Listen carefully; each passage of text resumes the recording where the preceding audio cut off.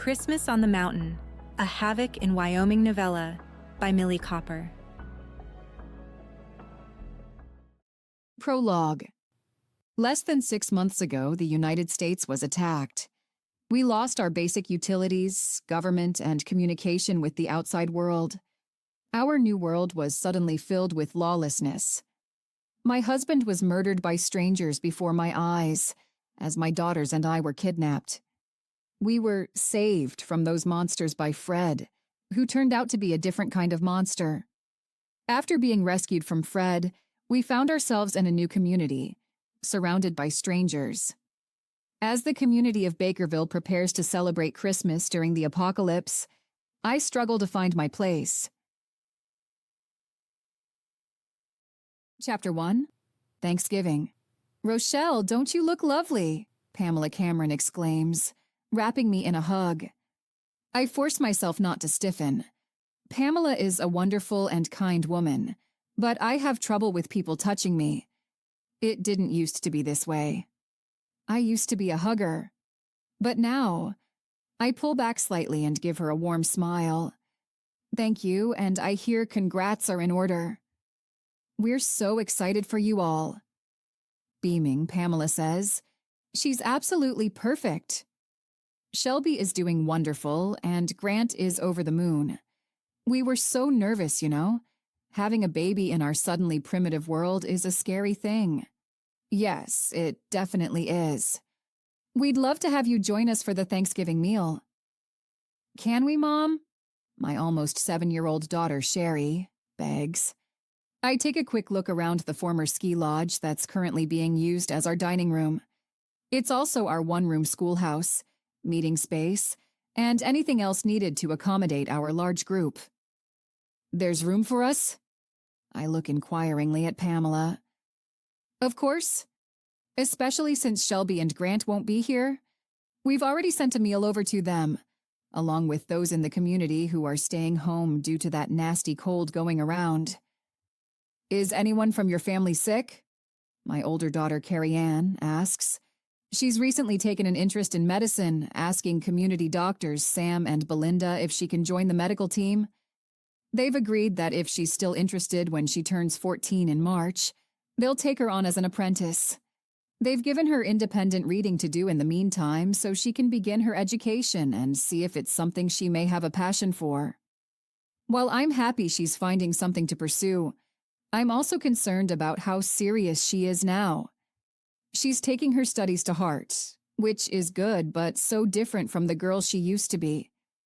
Before the attacks, before our lives changed completely, she had a love of music.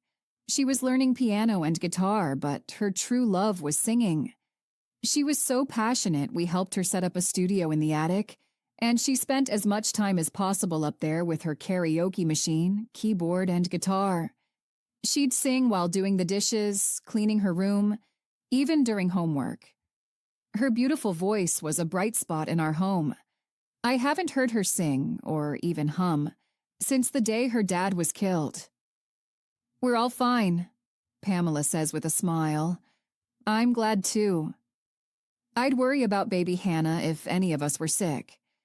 As it is, Shelby and Grant will be keeping her home and away from as many germs as possible until this virus runs its course. I'll let you get your mingling in.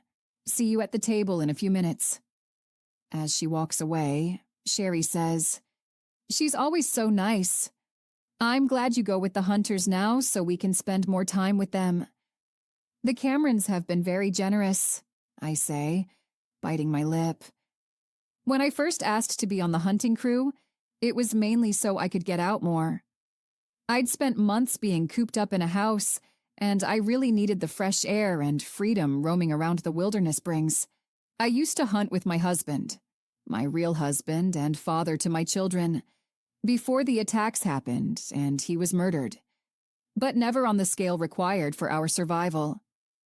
Hunting was just an enjoyable way to spend time together while stocking our freezer for the winter.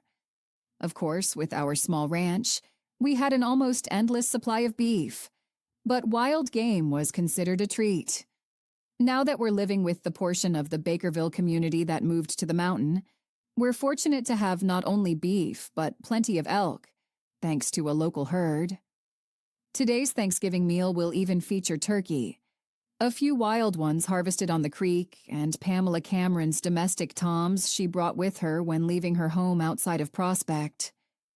I stifle a sigh, thinking of the trouble the Camerons and the other families encountered in Prospect. Before the attacks, Prospect was a lovely and bustling town.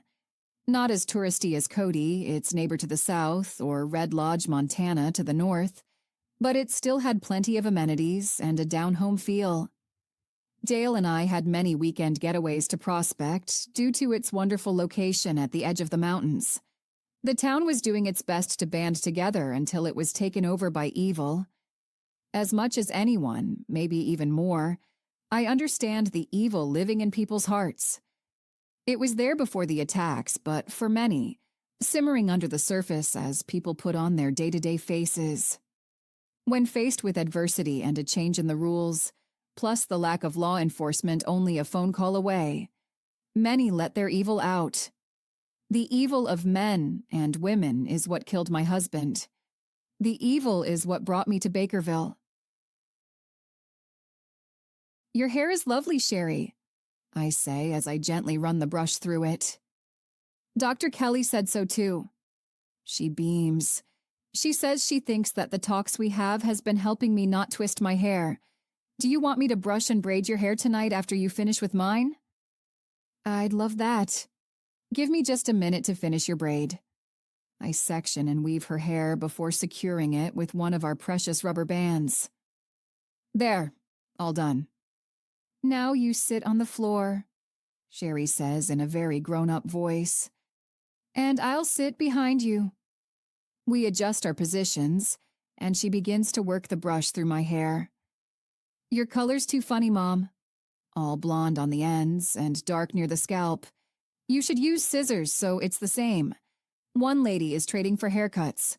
Dr. Kelly had her do her hair. She got it almost shaved off. She said it's much easier to take care of that way since she has so much texture.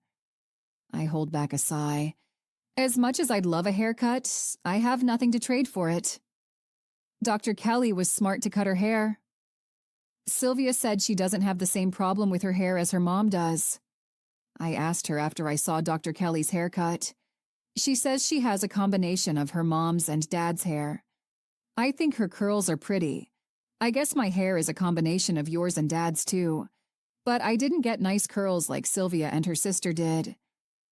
Your hair is beautiful just as it is, and you do have nice waves in your hair.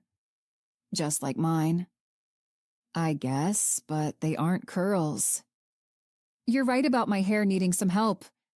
But with it being past my shoulders, it's a good length for keeping in a braid or in a bun. I'll let it grow a little more and then take off the dyed ends. Will we be able to decorate for Christmas? She asks. I counted the days on the calendar in the ski lodge, and it's less than a month away. Besides, you always start putting up Christmas decorations after Thanksgiving. Maybe we can put our thinking caps on and figure out a way to decorate. Today, I heard the community's going to have a special group gathering trees, but that'll be closer to Christmas so they stay fresh. We can take some of the green branches off and use those, she says enthusiastically. Make those things that hang on doors. We could make a wreath. That's a great idea. Do you want one braid or two? She asks. Just the one, please. What happens if our rubber bands break? Will Mrs. Snyder give us more? If she has them. If not, we'll use ribbon or string to tie off our braids. It'll work fine. Okay, you're all done. Can we read our story now? Sherry asks as she flops back into the chair. Until a few months ago, Sherry was known as Sweetie, her childhood nickname. When she was born, her older brother, Christopher, called her a little sweetie, and it stuck. He was also responsible for Carrie Ann's nickname, Kitty. Now, after everything the girls have gone through, both asked to be called by their given names. Sometimes I wonder what Christopher would think of it. Would he abide by their wishes, or would he continue calling them the nicknames he gave them? out of habit and love. Mom, do you want to read?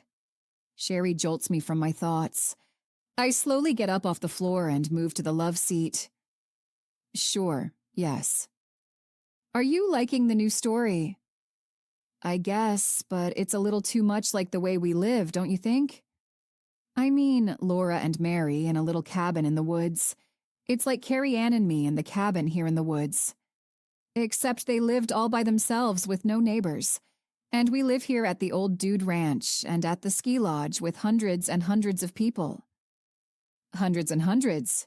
I ask with a smile. Well, something like that, only... She lets out a sad sigh. Only we don't have a dad anymore? I give her a sad smile. I know it's not the same, but we have wonderful memories of your dad. Sherry shrugs. I guess. And what about Christopher? There's no boy in their story, but we have a brother. Will you find him when the snow stops? Come sit next to me. I motion to the spot on the love seat. Once she's in place, I wrap an arm around her and pull her tight. I'm going to do everything I can to find your brother. I promised you, and I'll keep my promise. I might. I'm not sure how, but we will find him. The promise tugs at my heart. I can only hope he's still safe. This has been Chapter 1 of Christmas on the Mountain, a Havoc in Wyoming novella by Millie Copper. Christmas on the Mountain is a Readers Club exclusive story. To listen to the full audiobook, sign up for Millie Copper's free Readers Club at milliecopper.com/Christmas.